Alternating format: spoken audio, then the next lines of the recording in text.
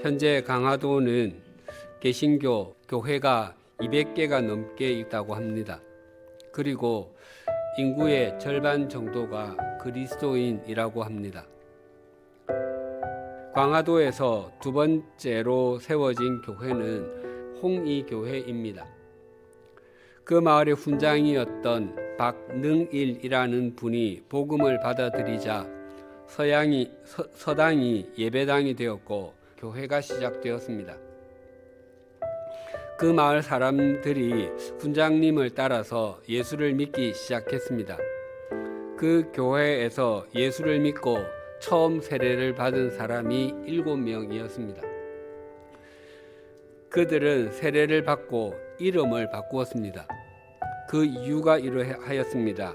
우리가 예수 믿고 교인이 된 것은 옛 사람이 죽고 새 사람이 되었음을 의미합니다.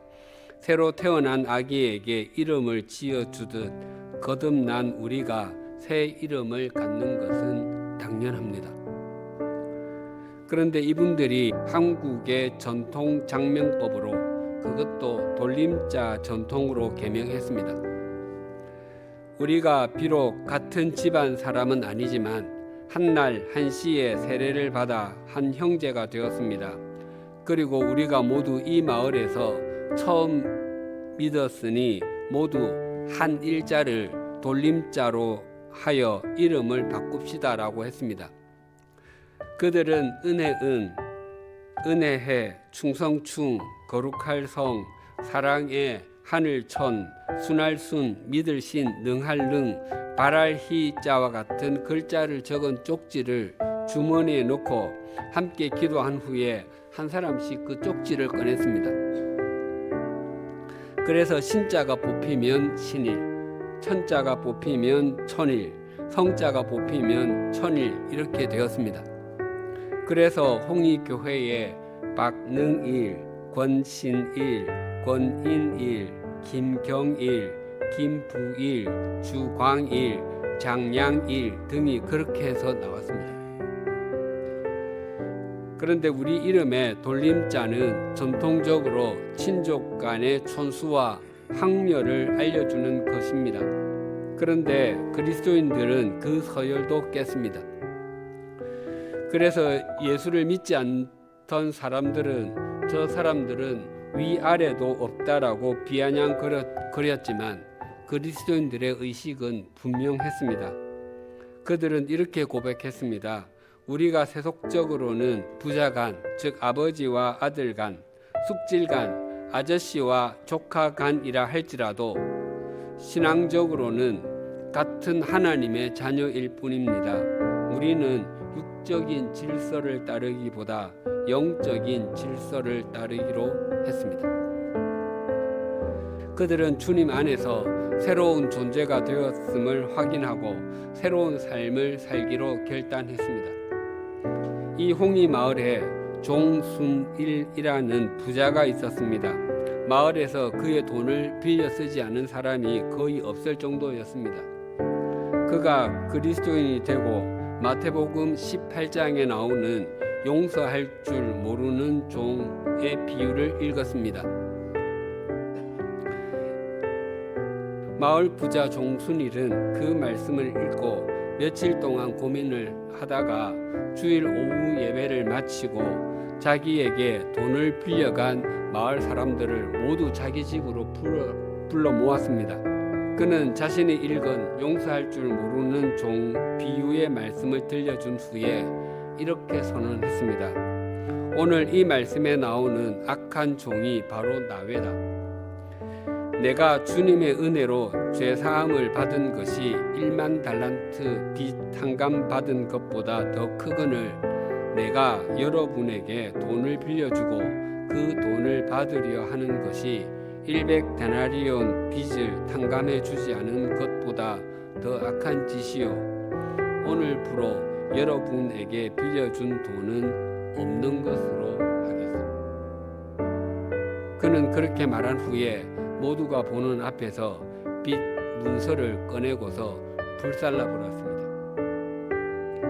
그 모습에 충격과 감동을 받은 사람들은 그리스도인이 되었습니다. 오늘 본문에서도 예수 그리스도께서는 우리를 새로운 사람으로 지으셨다고 증거합니다.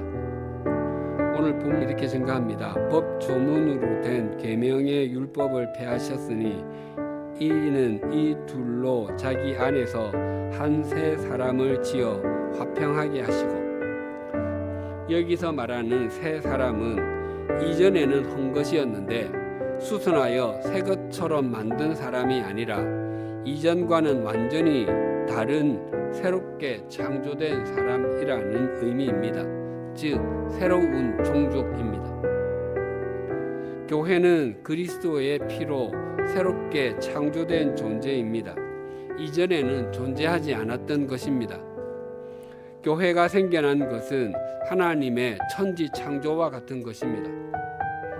교회는 예수 그리스도께서 서로 멀리 있던 유대인과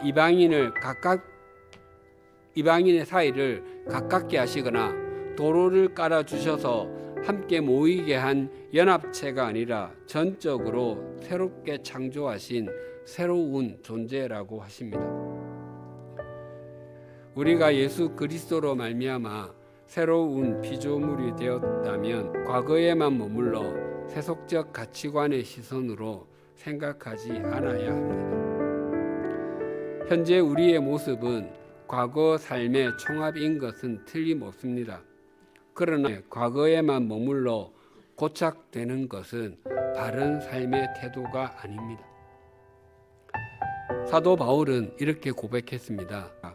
형제들아, 나는 아직 내가 잡은 줄로 여기지 아니하고 오직 한 일, 즉 뒤에 있는 것은 잊어버리고 앞에 있는 것을 잡으려고 표대를 향하여 그리스도 예수 안에서 하나님이 위에서 부르신 부름의 상을 위하여 달려가노라.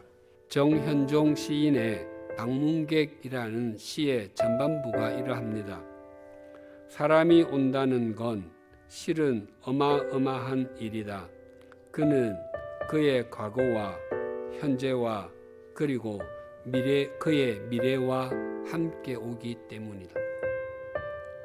또한 성경은 우리의 인생이 풀과 같고 인생의 영광은 풀의 꽃과 같다고 합니다. 꽃이 아무리 싱싱하게 보여도 열흘 붉은 꽃이 없다는 말처럼 이내 말라 비틀어져 있는 것을 확인합니다.